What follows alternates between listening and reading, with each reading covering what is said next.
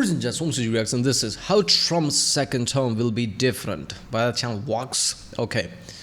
Now, Trump is your next president, 47th, right? So 45th and 47th. Okay. People told me why this is historic in many ways, and I guess I can see that now, right?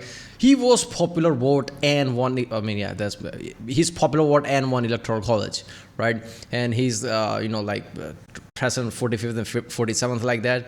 So look, if you hate Trump, he's your president now. So regardless of what you feel now, the reality is he's your president now, right? He's president to near 400 million people now. That's happening, right?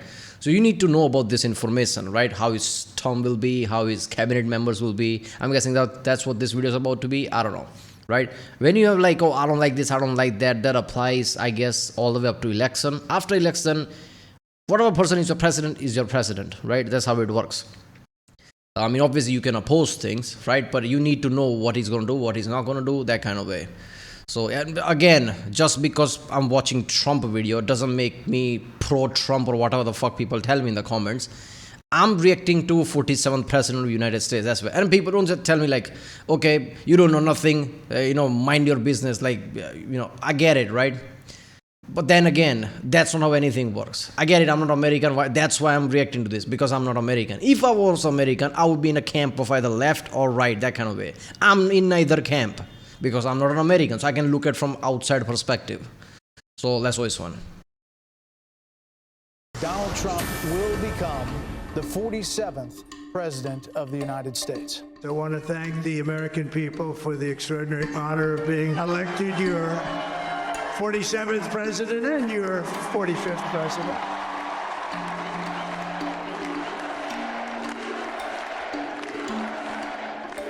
So I think we should start off by just saying what's happening, and then my big question is going to be, how should we be thinking about this? We now know that Donald Trump is returning to the White House. American voters have seen what Trump had to offer, and at least a critical mass of them decided they want to do the same thing again. I called up some colleagues at Vox to ask what we should be making of this moment. That is one of the biggest thing I can say about this election. At least in the 45th one, you could say like he didn't want popular vote and you had like animosity and everything. This time, most of you elected him president. Whether you like him or don't, the reality is most of the Americans want him president. You have to live with that, right? That's the reality, right? So this is why I think this time it will be a bit different, and how people react to this and how people can criticize this based on that. I ended up spending a long time talking to Zach. I'm Zach Beecham. I'm a senior correspondent at Vox. Zach writes about reactionary politics, the right wing, basically. And the thing that he really wanted me to understand is that even though the outcome of this election is the same as the 2016 election, the Trump who is about to become president is different. Donald Trump is much more organized. He knows what he's doing, has a series of distinct policy objectives that he's reiterated again and again. It will be in a lot of ways fundamentally different than what we all lived through 4 years ago.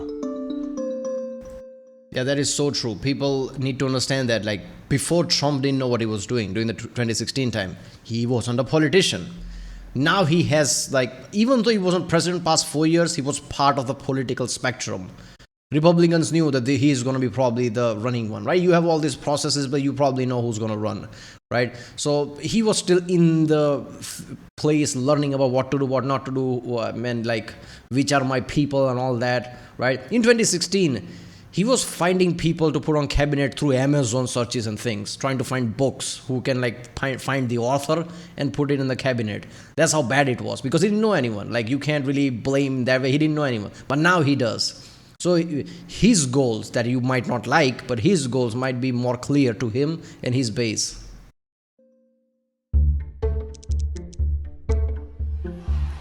Lock up the Bidens. Lock up Hillary. Lock them up. The first time That's Trump not was gonna happen. president, he wanted to do all sorts of very controversial things, and a lot of times he didn't actually end up doing them. One big example is wanting his critics and political opponents to be prosecuted. He was constrained by other parts of the political system, the guardrails of democracy. I'm Andrew Prokop. I cover politics. The guardrail. Okay, look, I don't know if he really meant that, like he wanted to do that. I don't know how he works, but I knew that was never going to happen, right? because that can't happen in America. I mean, I can't say like that can't happen anywhere, because of major processes and changes you have to do before your country and your laws become that way. America is nowhere near that, so that would never happen. Biden, like all those political, opponents can be put in, thrown in jail like that. That would never happen in America right now, with the way things are going. So I don't know if he knew that, or he still tried that and didn't work, or he was just saying that to get his base riled up just to get votes. I don't know what that was. Encompass first Congress and the courts, but also within the executive branch, you have Trump's own appointees for top positions who often last time around proved unwilling to carry out some of the things he wanted to do. Then you also have the permanent civil service career employees that he can't fire at will. Well, first of all, the courts have grown more conservative and more Trump-friendly since he put 3 of his own appointees in the Supreme Court. Congressional Republicans have grown much more pro-Trump. Trump and the people around him want hardcore MAGA true believers staffing.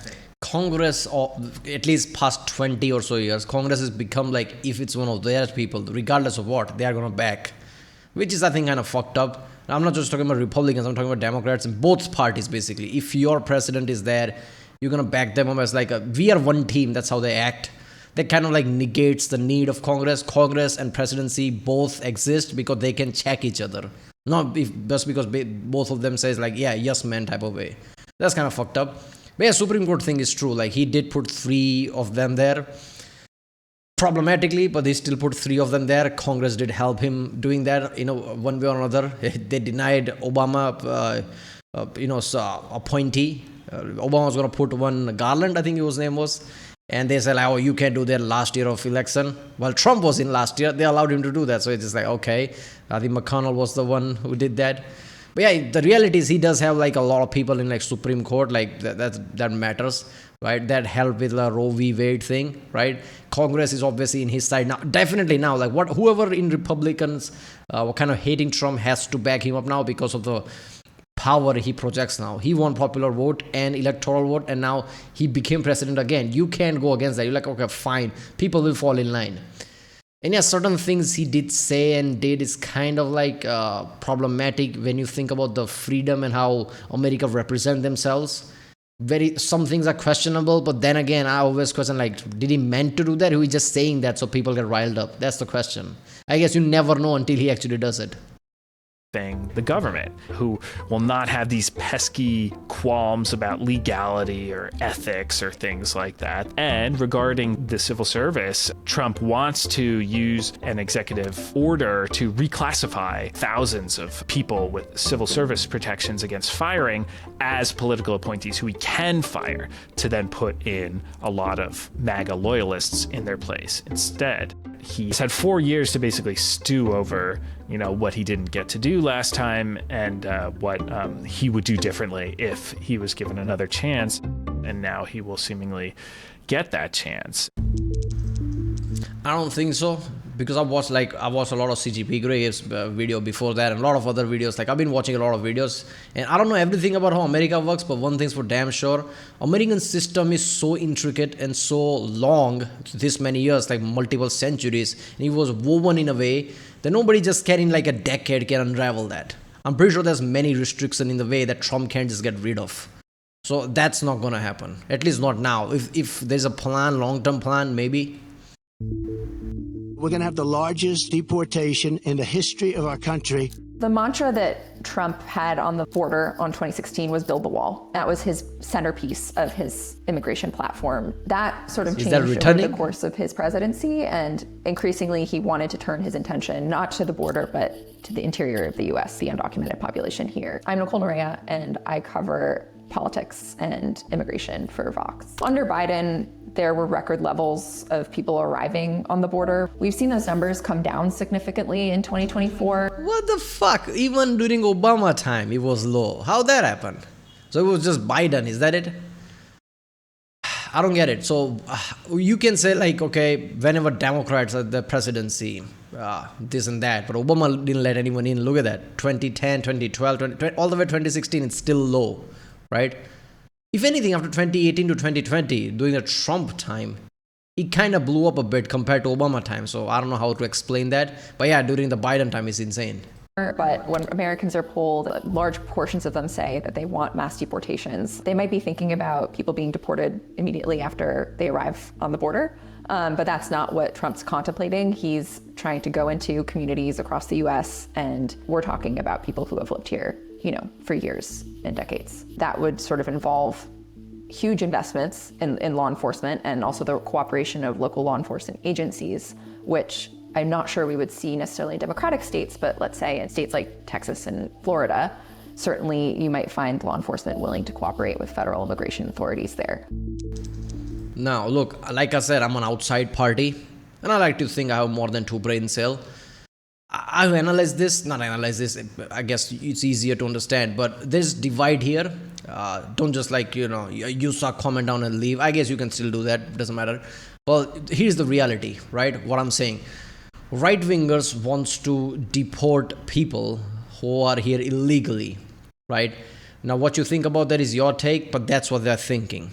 Left-wingers are not the one who's like, oh, don't deport anyone type of way, even the illegal people. They're kind of worried about, at least this is what I think, they're kind of worried about, it's not so easy to figure out with 100% accuracy who's illegal and not, and there's going to be error rates. There's going to be issues. Somebody might not have enough paperwork, even though they're legal. And there's many elements behind it, right? Governments can basically exploit this to deport people they don't want. Based on who are they registered as, Democrat or Republican, this can get political pretty fast, right? Political attack type of way. This is what left-wingers are worried about. So there's a divide between left-winger and right-wingers. Right-wingers say, why do you want to have illegals here? And that's all the things, singular thought. Left-wingers are saying okay, I get it, but this is about not deporting who you, don't want to deport, but you just attack that way.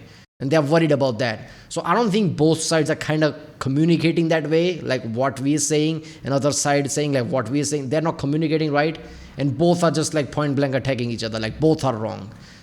Communication error is major there. And this is the problem. It's not, I've seen a lot of people saying I don't understand left-wingers. Why do they want to keep illegal people and criminals here? There's much more nuance and contrast there. Spectrum is big, right? People need to understand that. A landmark decision in American history as it relates to presidential power. When Trump initially took office, the median vote on the Supreme Court was a moderate conservative, someone who would draw the line somewhere. Then Trump appointed a third of the United States Supreme Court. I'm Ian Millhiser. I cover the Supreme Court at Fox. Trump v. United States is the decision that came down last July concerning Special Prosecutor Jack Smith's indictment of Trump for trying to steal the 2020 presidential election. Trump made this really outlandish argument that he could not be charged with a crime for any official acts he committed while president. Pretty much everyone thought that argument was silly and ridiculous, and there was no chance that the court would ever adopt it. And then all 6 of the Republican justices adopted it. What that decision said, it said that Donald Trump is immune from criminal prosecution for crimes that he commits using the official powers of office. Trump is allowed to give any order he wants to the Department of Justice. The basic matter is just that anything he does can potentially be beyond the scope of the criminal justice process. I mean, I kind of get that. And that's the problem. I get both sides on this one, right? You don't want to give Trump full immunity. He could do literally anything, right? It's very easy to do fucked up thing and blur it in a way that you can't really pinpoint if he's completely fucked up or he was confused, he made a mistake, but still get the job done. This is what left side fears. Also understand right side's perspective. Obama did more drone strike than anyone ever. What if somebody just suddenly say, okay, let's prosecute Obama for these supposed war crimes? These are not war crimes because everybody wanted that, military wanted that, everybody said this is necessary. But in the end, you can argue none of those people matter. The top guy is the only one matter. President's orders are the only thing matters, and that's the guy at fault. So in that way, immunity is kind of not immunity, but this kind of thing is kind of necessary. If you're president, do president things. If you get prosecuted like that, next time president won't do what is necessary. So understand both sides. Always assume there is some kind of a silver line, not silver, some kind of a thing at place that like you give immunity to president that way. Like if it's like all the military general, Congress, and everybody agrees with something, president can be prosecuted. But if something presidents want to do and it's like kind of in a gray area, he can be prosecuted. Always assume something like that must be at place. So if that's the case and that still give full immunity to Trump, that's risky. You don't want to give full power to the top guy. That's why freedom and democracy survived this. That is the reason why two-term thing is there. Only 8 years and not more.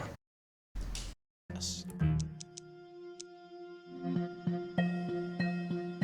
More than 40,000 Palestinians killed since the October 7th Hamas massacre.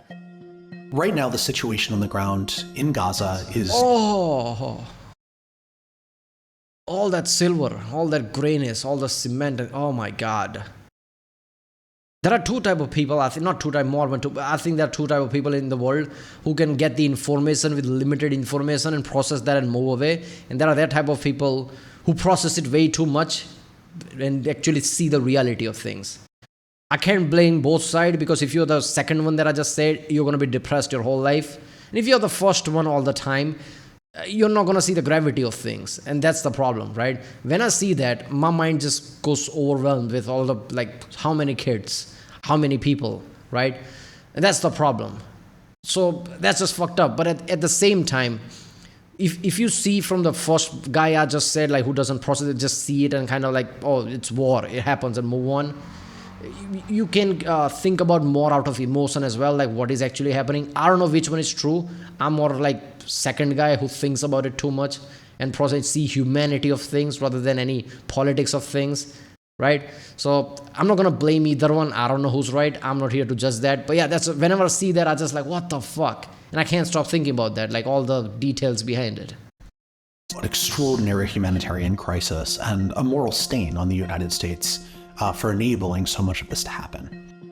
But it can always get worse. Trump has a blank check approach to Israel. He and his advisors don't believe in any of the even feeble restraints that the Biden administration had put on Israeli conduct. There are factions inside the Israeli government that have different visions of how to conduct the war. The extreme right on Netanyahu's flank, people like Bezalel Smotrich and Itamar Ben-Gvir, believe that Trump will let them do what they want based on what he said, what his advisors... Israel hasn't been doing what they want yet. What more is left to do? What? Do what? Like throw nukes? Is that what you want? Because what is left now? You just saw the picture of destruction. And I thought Trump went to Joe Rogan and said, like, okay, if I were like president, I wouldn't let this war happen in the first place. I would gather people and just, I don't know, threaten, ultimatum, whatever to get the job done and stop the war. I didn't know he want to actually intensify Israel. I don't know, man. I don't know what's happening here.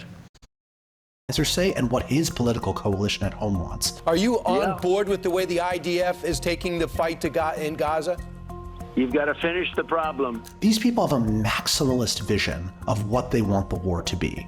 Actually seizing and taking Gaza for Israel and returning to settlement, right, to rebuilding Israeli outposts, moving Israeli Jewish citizens in to make sure that its control over the area never slips.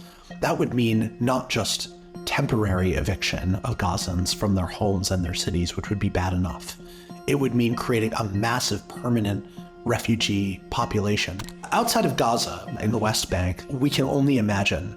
Previous American position has been you shall not under any circumstances annex parts of the West Bank. It would be Israel declaring, in essence, its willingness to rule over the Palestinians in perpetuity. What I do know for sure is that a Trump administration would do nothing to punish them for it. See, again, like I said, I'm an outside perspective. Usually American perspective is either sided. See, here's two things about it. Both sides are true here, right? Here's the reality. Hamas did attack Israel and started this. Now, Palestinians don't like Hamas, but they like leader who was at the leader of the Hamas. It's like, how does that work? But that is the reality. Hamas did launch missiles at Israel. Israel did retaliate. Now, I would say two sides about this. Hamas is at fault, obviously, right? Hamas is the one who attacked Israel. Israel's response, I think, is a bit too much destruction. But this is like a dilemma thing, right? Like, I wouldn't want to be position of power around this time. I don't like dilemmas like that. Israel's side is like, if we stop now, they'll regroup and attack us again, and our citizens are a threat. They are the one who's doing the attack. We have to respond. I see that. But I also see the side of like, innocent civilians are getting hurt here. Too much destruction is happening. So that side is true as well. So how do you find middle ground between those two? Some major power has to like pull both of them together and just like, okay, we need to find peace here. It is true that Israel is like creating apartheid level shit with Palestinian. That is true. It's documented. You can see that if you research it bit enough. But it's also true like Hamas didn't, like Palestinian powered Hamas did attack Israel, which they responded. Right? So there's a right way of doing things, there's a wrong way of doing things, and everything's fucked up. This is the problem with Middle East.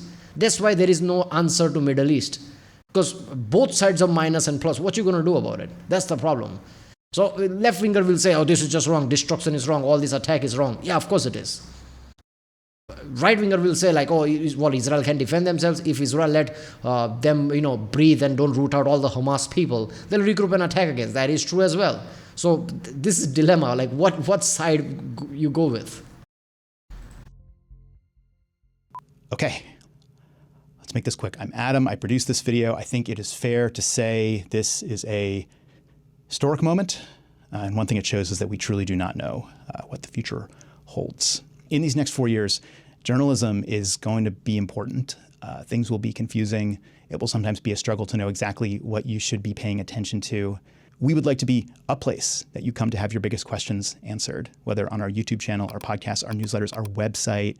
Our reporters, like the ones that you have seen in this video, their job is to point you to what actually matters. If you believe in that mission, the best way you can support it is by becoming a Vox member. It supports all the work that we do at Vox, and honestly, it'll also probably just help us do more videos like this that are hopefully bringing you crucial information right when it is most valuable. You can do that at vox.com/memberships.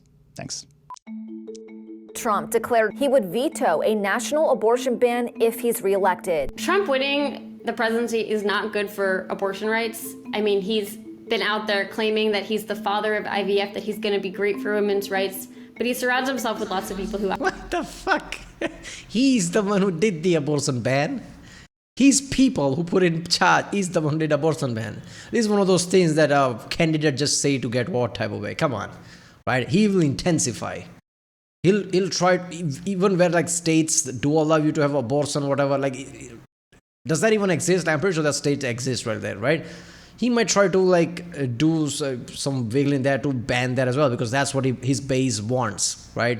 Which is like weird to me in modern, I'm a science guy, right? So as a science guy, I don't even know what that means. How is everyone not a science guy? Science is knowledge of everything. You can't pick and choose. Science is science. Based on that information that we have, it's not going to be proven wrong in the future. Information expands, doesn't outright, oh, this was wrong. That never happens. It doesn't matter how much news channels and titles tell you, right? So with information we have, there is a period, early period, that you can do abortion. You're not really killing anything. But I guess it's a religious issue more than reality issue. That's different. So this whole abortion thing is really, really weird to me, right? Even in India, abortion is legal, so I don't know what to say about that, America. But yeah, Trump is not going to like help people who want abortions. Come on. Absolutely, do not have that as their goal. I'm Rachel Cohen. I cover social policy at Vox, and I've been really focused on abortion rights for the last 2.5 years since Roe was overturned. Something that has been confusing for voters is that I don't think we're going to see a federal ban coming out of Congress. The biggest way that Trump could, I think, use his executive power to restrict abortion rights is to push for the enforcement of the Comstock Act on the federal level. The Comstock Act was this law passed in 1873, and among other things, it banned mailing anything associated with abortion. When the Supreme Court legalized abortion nationwide, the Comstock Act was rendered moot. It didn't matter anymore, but Congress never actually repealed it. Now that Roe has been overturned, you have a bunch of conservatives, including J.D. Vance, who are saying now is the time actually to enforce this zombie law that's been on the books for decades that people forgot about, and we should ban anything associated with abortion from being sent in the mail. So that could include not only abortion pills, which are used in the majority of abortions in the US, but it could also... Yeah, but doesn't that affect right of privacy, First Amendment as well? Like, what do you mean by mailing anything? Does that mean like letters, even the words used? That would be pretty big ass red flag for if that happens, right? Because that would be violating a lot of amendments you already have. Like, can that even happen? Also mean any medical equipment associated with, surgical abortion, like dilators or speculums. That would effectively mean a nationwide ban on abortion. But what if you there must be a way to still send these things without actually telling what you send them, just based on privacy, right?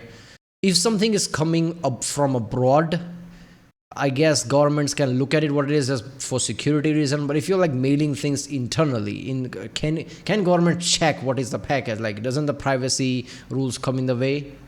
I don't know. In America, there's also big privacy and like First Amendment, freedom rights and all that. So I don't know how would that even work.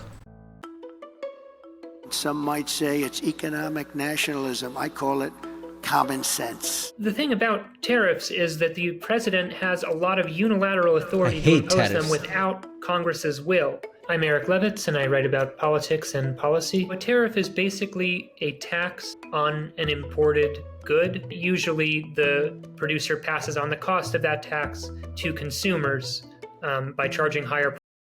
Okay, I don't want to watch tariff video a lot. Tariff is I hate it because where I am in finance and money spectrum, things that I want usually tariffed because it's coming outside of India, obviously American, Japanese and German and shit like that.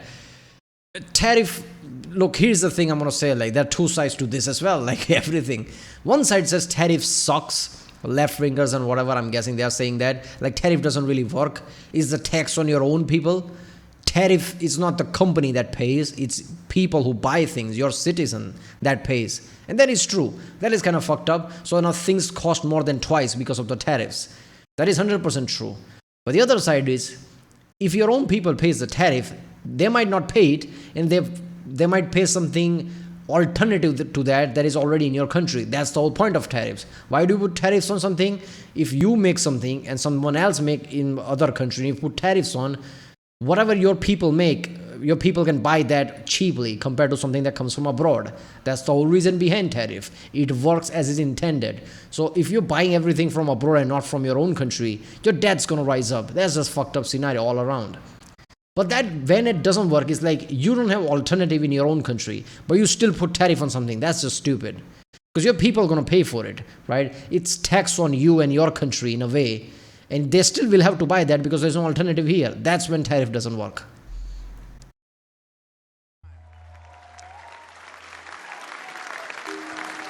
It's time to put the divisions of the past 4 years behind us. It's time to unite. And we're going to try, we have to try. In any democratic system of government, you need nonpartisan civil servants whose job it is to follow and implement the law. A lot of that stuff is technical, from National Parks Administration to the way the Defense Department is run, to the way that we protect and store our nuclear weapons. Trump doesn't like this. Neutral rules of governance obstruct his ability to govern like a kind of machine politician who uses government as a tool of rewarding his friends and punishing his enemies. That's why he hates what he calls the deep state. Demolish the deep state. Obliterate the deep state. Dismantle the deep state. We could be in a world where very swiftly, because there are no legislative guardrails against this, what if the IRS is now a fully political agency and audits are coming in along political lines? Businesses or media organizations that are critical of Trump start being harassed using the tax code as a means of punishing them. Think about everything that you rely on government to do. And now imagine those tasks being bent towards political ends. Donald Trump is going to be the next president of the United States again. And this time around, we'll make the first time look like child's play. Yeah, look, here's what I'm going to say about that. There are people who on Trump's side will say only thing he wants is the thing that deep state or the people, the swamp, who just made this into a system where they just do political bullshit and nothing happens. That is known in the USA, where Congress doesn't do much of anything, president government doesn't really achieve anything. And that is true. That is 100% true in its side. So, but the guardrail that let them do that, those guardrails are kind of important. Because let's say if Trump removes them, and let's say Trump have the best intention. Sure, I doubt it. Nobody has best intention. Doesn't matter. That's the reason behind the system. There has never been a time where any one king, monarch, emperor, dictator, whatever, throughout the thousands of years came to power, whose intentions were good but ended up good, right? You live long enough, you'll be enemy, right? So that is the reality. So even if your intentions are right, this is not a good thing. These guardrails are not good things to remove, right? Because even if your intentions are right, next guy that comes in, his intention might not be good, right? Or he might not understand enough that his intention automatically turns out to be wrong, right? So this is why certain things have to be there, right? This is why certain amendments like First Amendment, things like that have to exist there. Even if somebody is spewing bad things and things that might hurt society, you still have to let them go because freedom of speech is important for this reason. And that applies to a lot of things in the government. Things that make government slow, not as slow as it is, it's just people are a-holes that are like in power, in Congress and everyone. But the guardrails that are there are kind of important, right? If you remember that, that's a problem. There was a thing Trump was saying in Joe Rogan, like, certain like regulations stop an entire plant that was like billions of dollars and 10 years in making in process was stopped because of some stupid thing, because of some protected species here and there. I understand that, but like that's just stupid. You just spend 10 years to make something. Shit like this cannot come into the way. His view is that probably like, I'm gonna remove all this bullshit so actual things get done. But like I said, even if your intention right, which I don't know if his intention right, I don't know what he says and what he actually means, if those are the same thing. Somebody's intention might not be good. So it's not good to remove guardrails. There's a reason why America for like centuries have been seen as this like a beacon of like democracy. This is how democracy should be. That's how America's seen. Because of these guardrails. That's why power was never abused at that level. If you remove them, 10 years from now, 20 years from now, America will look completely different. Right? And America's doing fine, 40 trillion economy. Come on, you can't really complain about that. There's things inside you can complain about. You need to change, like how you have 40 trillion economy and still people are struggling to make minimum wage. That is real. But not to remove all the core things that make your country the way it is. That is important things to be there. Right, well, that was how Trump's second term will be different, but walks. I guess we'll see. Wars are the bigger thing. Like, if we can remove that, that would be something, right? If we can appease Putin in some way or like calm him down in a way that peace talk actually happen, that would be big. Slow down North Korea's aggression that is like recently started when they destroyed bridges, that would be big. So who knows what he's going to achieve, but we'll see, right? The reality is whether you like him or not, he's your next president. You need to understand all these things. All right, I'll see you next time.